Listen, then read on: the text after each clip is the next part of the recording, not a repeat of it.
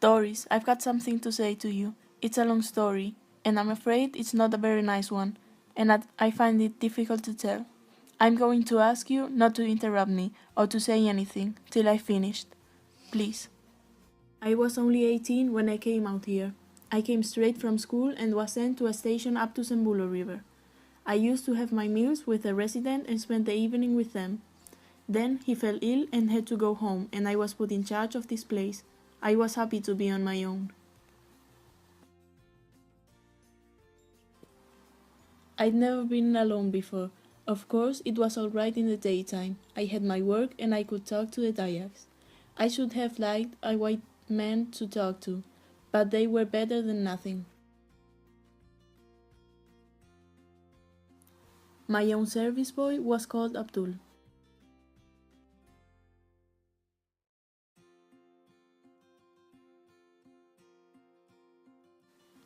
The nights were hard for me. I was all alone.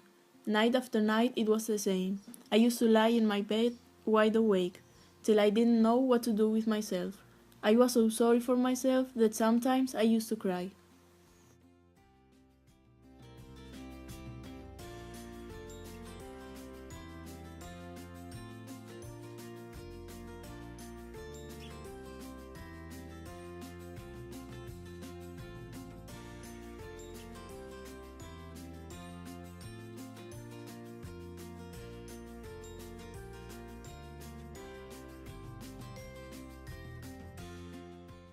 Then, one evening after dinner, Abdul said that if I'd like to have a girl to come and live with me, because he knew one who was willing. She was a very good girl, and he could recommend her. I asked him where she was. She is here, He said. I call her.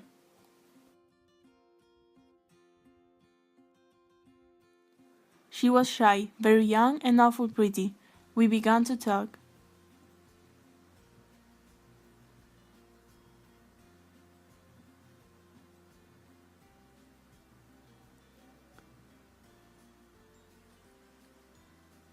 I told her to come and sit by me, and I made room for her on the chair.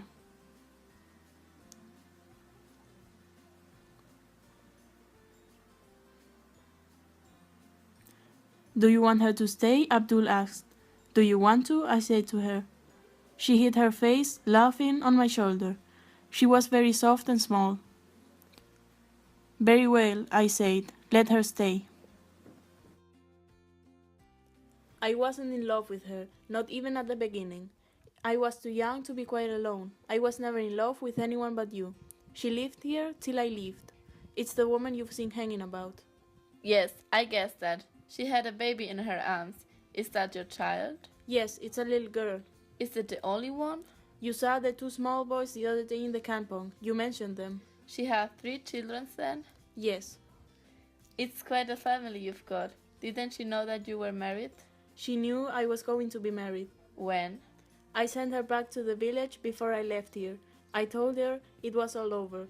She always knew it was only a temporary arrangement. I told her I was going to marry a white woman. But you hadn't even seen me then.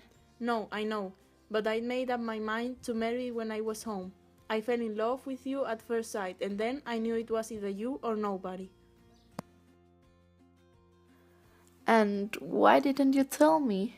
It might have occurred to you that it will be rather a shock to a girl to find out that her husband had lived for 10 years with another girl and had 3 children. I think I shall go to bed.